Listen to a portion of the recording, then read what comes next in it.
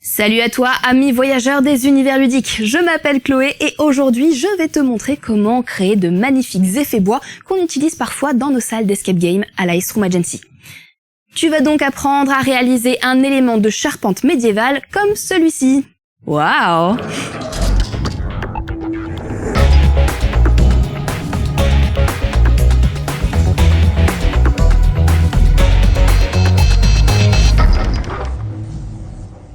Dans nos salles d'escape game, on a dû parfois créer de faux éléments de charpente en bois, soit parce que la taille de la poutre qu'il nous fallait aurait été trop importante et donc la poutre aurait été beaucoup trop lourde, soit pour pouvoir faire passer des câbles à l'intérieur, comme pour une énigme par exemple.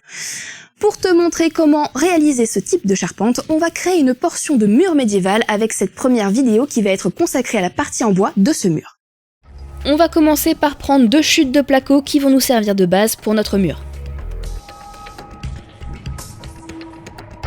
On mesure la longueur totale pour ensuite reporter cette mesure sur un rail afin de le découper à la bonne longueur.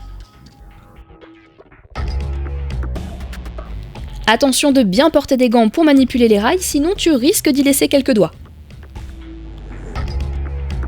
On répète ensuite l'opération afin d'avoir 2 rails identiques. Ça va représenter la largeur de notre poutre. On découpe également 2 montants à la même longueur pour compléter l'ossature de notre fausse poutre. Une fois l'ossature découpée, il est temps de choisir la position de notre charpente sur le mur. On place alors correctement les rails. Bien sûr, ici nous pouvons travailler par l'arrière des plaques, ce qui n'est pas toujours le cas dans la vraie vie. Une fois que tout est bien en place, on vient visser l'ossature à la cloison. On passe alors à la découpe de bandes de plaques de placo qui vont former le caisson représentant notre poutre. Si la découpe n'est pas très jolie, on la nettoie. On insère ensuite les montants dans les rails et on vient fixer ces bandes. On obtient alors le caisson en placo qui va être la base de notre poutre. Alors c'est sûr, là tu te dis qu'on est quand même loin d'une charpente en bois, mais chaque chose en son temps, on va doucement y arriver. Il est temps de travailler la surface de ce caisson. Enduit, ponçage, tout ça quoi. Commençons par le ponçage. Comme on veut enlever pas mal de matière, on va utiliser un grain assez épais, ici du 80.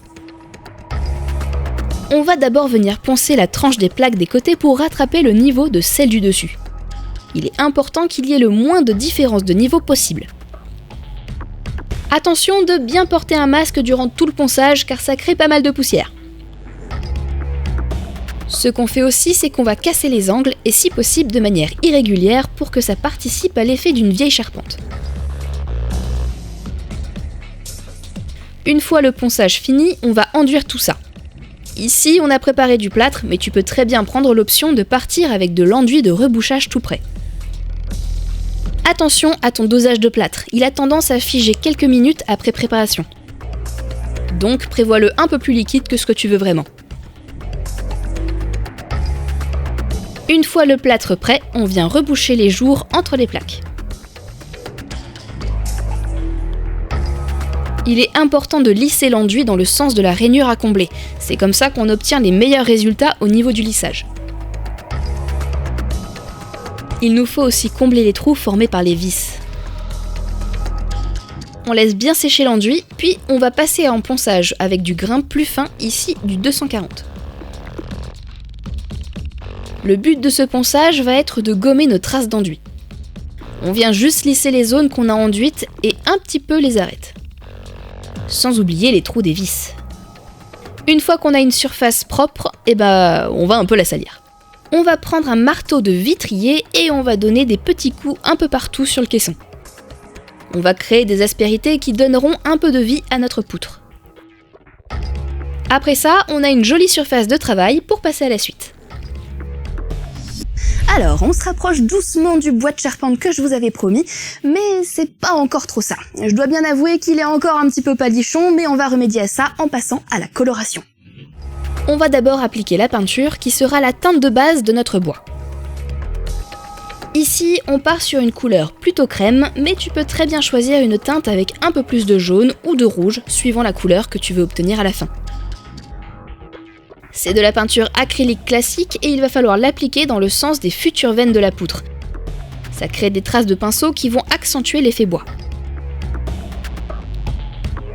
Maintenant, c'est l'étape clé de notre effet bois, l'outil magique. Après avoir attendu que la peinture soit sèche, on va passer de la lasure au pinceau et on va venir racler la lasure avec l'outil effet bois.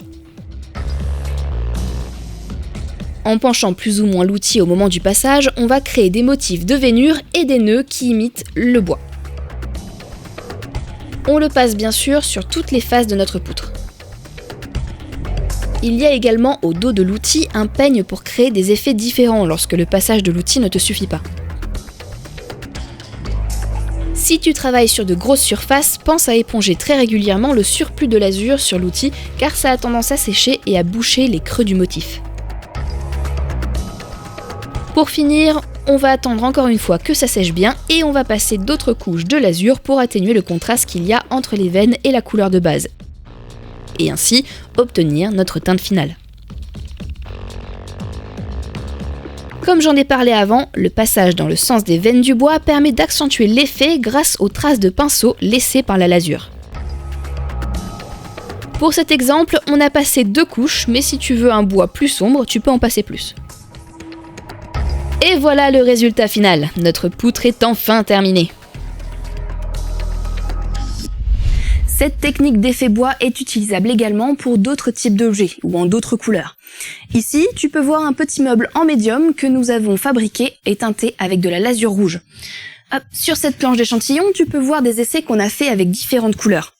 À toi après d'imaginer ce que tu peux en faire.